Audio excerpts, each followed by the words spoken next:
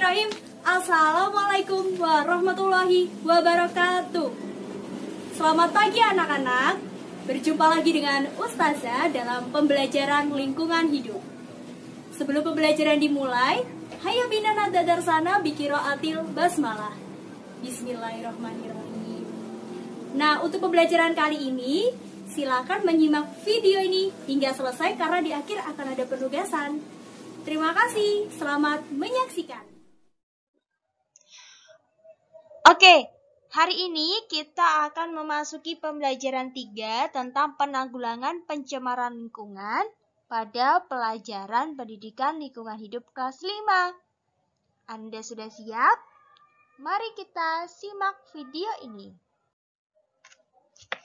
Sebelum berbicara tentang penanggulangan pencemaran lingkungan, kita akan mencari tahu lebih mendalam apa sih pencemaran lingkungan itu. Pencemaran lingkungan adalah masuknya atau dimasukkannya makhluk hidup, zat energi, dan atau komponen lain ke dalam lingkungan. Polusi juga dapat berarti berubahnya tatanan lingkungan oleh kegiatan manusia atau oleh proses alam sehingga kualitas lingkungan turun sampai ke tingkat tertentu. Hal ini dapat mengakibatkan lingkungan menjadi kurang atau tidak dapat berfungsi sebagaimana mestinya. Nah, berdasarkan jenis-jenis pencemaran, itu dibedakan menjadi 4. Yang pertama, pencemaran udara. Yang kedua, pencemaran air. Yang ketiga, pencemaran tanah. Dan yang keempat adalah pencemaran suara. Yang pertama akan kita bahas adalah pencemaran udara. Pencemaran udara merupakan suatu kondisi saat udara terkontaminasi oleh zat-zat yang dapat membahayakan manusia. Biasanya kita tidak dapat melihat pencemaran udara secara langsung.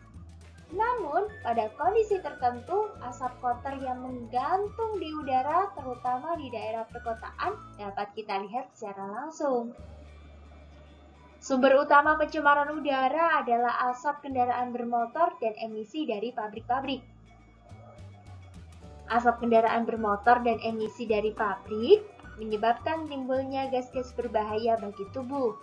Misalnya saja karbon dioksida, karbon monoksida, dan amonia. Bila gas-gas ini sering terhirup, maka dapat menyebabkan timbulnya penyakit pernafasan dan bahkan bisa merusak paru-paru manusia. Selanjutnya adalah pencemaran air. Air sangat penting bagi kehidupan manusia. Karena tanpa air, manusia dan makhluk hidup tidak dapat bertahan hidup. Pada dasarnya, air merupakan sumber daya alam yang tidak ada habis-habisnya. Namun, air yang diperlukan oleh makhluk hidup, terutama manusia, adalah air yang bersih. Sumber persediaan air tawar di alam selalu diperbarui dengan adanya hujan.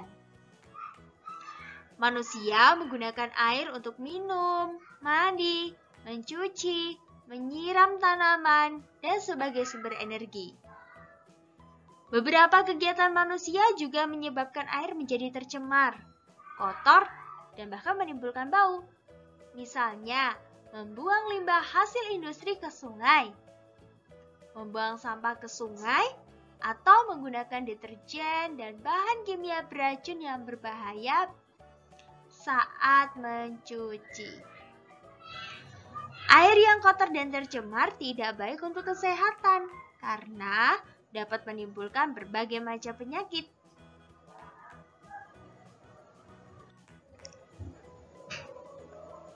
Coba perhatikan sungai dan saluran air di sekitar tempat tinggalmu. Bagaimana warna dan baunya?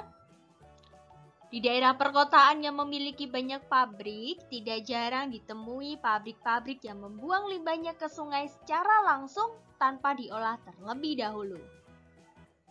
Racun yang terkandung dalam limbah tersebut dapat menumpuk di tubuh ikan yang hidup di sungai.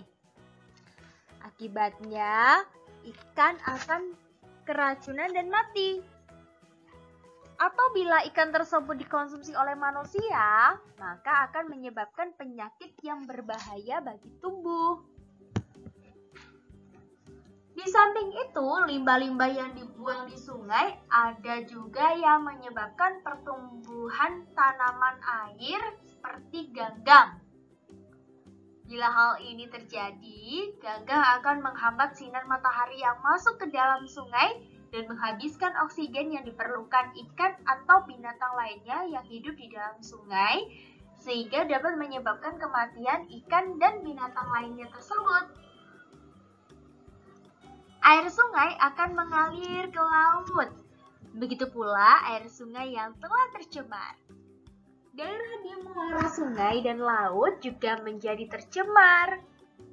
Binatang-binatang laut keracunan limbah sehingga manusia yang mengkonsumsi binatang-binatang laut tersebut juga akan terkena penyakit. Sungai atau laut yang sudah tercemar sulit dibersihkan dalam waktu yang singkat. Diperlukan waktu yang bertahun-tahun agar sungai dan laut yang tercemar dapat pulih kembali. Yang terakhir adalah pencemaran tanah. Tanah terbentuk karena pengaruh cuaca terhadap bebatuan yang ada di permukaan bumi. Tanah mengandung humus, mineral, bakteri, air, dan hewan-hewan kecil. Komposisi yang terkandung dalam tanah yang menentukan jenis tanaman yang dapat tumbuh di atas tanah tersebut. Tanah sangat penting bagi kehidupan manusia. Karena tanah digunakan untuk tempat tinggal, digunakan untuk membuka lahan pertanian, untuk memenuhi kebutuhan pangan manusia. Saat ini banyak pula tanah yang telah tercemar akibat kekurangtahuan atau ketidakpedulian manusia untuk menjaga kelestarian tanah. Masih banyak dari manusia yang sering membuang sampah sembarangan atau membiarkan tempat pembuangan sampah kotor dan berbau busuk. Kini kita pun dihadapkan pada permasalahan semakin sempitnya lahan yang dapat digunakan sebagai tempat pembuangan sampah akhir akibat semakin banyaknya sampah yang dihasilkan manusia setiap hari. Terkadang sampah berbahaya seperti limbah, sisa industri, ditimbun di dalam tanah. Setelah bertahun-tahun, limbah tersebut akan meresap ke dalam tanah serta dapat mencemari mata air yang ada di sekitarnya. Pencemaran tanah tidak saja disebabkan oleh sampah. Pupuk dan pestisida buatan juga dapat menyebabkan pencemaran tanah. Pupuk dan pestisida digunakan petani untuk meningkatkan produksi pertanian. Pupuk dapat mempercepat pertumbuhan dan produksi pertanian. Sedangkan pestisida digunakan untuk membunuh hama tanaman. Dan apa yang terjadi jika pupuk dan pestisida kimia terus-menerus dipergunakan? Tidak semua zat kimia dipakai tanaman. Ada sisa yang disebut dengan residu pupuk dan pestisida kimia yang merembes masuk ke dalam tanah dan terus-menerus selama bertahun-tahun. Akibatnya, residu zat kimia tersebut menghambat pertumbuhan tanaman. Tanah yang menggunakan pupuk kimia membunuh mikroorganisme, jamur, dan makhluk hidup di dalam tanah seperti cacing yang fungsinya justru menyuburkan tanah. Ketika makhluk hidup itu musnah, tanah menjadi keras dan gersang. Tanaman sulit tumbuh dan tanah yang tercemar ini akan susah untuk subur kembali. Penanggulangan pencemaran tanah di lahan pertanian dapat dilakukan dengan berbagai cara. Yang pertama bisa dengan pengangkatan tanah pada kedalaman tertentu, dibuang dari lahan pertanian, selanjutnya diganti dengan tanah yang baru. Cara yang kedua, dengan cara membiarkan tanah itu memperbaiki dirinya sendiri dengan membiarkannya tanpa tanaman dan tanpa pemupukan. Tanah itu akan ditumbuhi oleh semak atau rumput yang lama-kelamaan akan menyerap zat pencemar. akan tetapi membutuhkan waktu yang lumayan lama, sekitar 2-3 tahun. Saat ini sedang digalakan pertanian organik. Ya, salah satu ciri pertanian organik ini adalah tidak menggunakan pupuk dan pestisida kimia. Pupuk tanaman menggunakan bahan-bahan organik dan alamiah seperti kotoran ternak dan kompos. Pestisida dibuat dari bahan-bahan alami seperti daun atau batang atau akar tanaman tertentu. Produk pertanian organik ini diyakini lebih sehat karena bebas dari residu kimia yang menempel atau berada di dalam tanah. Selanjutnya, pencemaran suara. Pencemaran suara adalah timbulnya suara bising yang menyebabkan terganggunya makhluk hidup. Pencemaran suara disebabkan karena aktivitas manusia.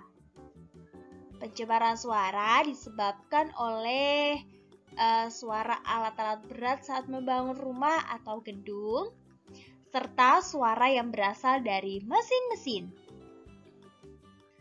Oke, untuk penugasan silakan Ananda sekalian kerjakan. Aku lakukan halaman 40. Selamat mempraktekkan. Nah, usai sudah pembelajaran lingkungan hidup kali ini, semoga memberikan manfaat dan berkah bagi kita semua. Jangan lupa untuk selalu menjaga kesehatan ya, anak-anak. Sekian dari Ustazah. Baldatun Thayyibatu Warabul Ghafur. Wabillahi taufiq wal hidayah. Waridhu wa inayah. Wassalamualaikum warahmatullahi wabarakatuh.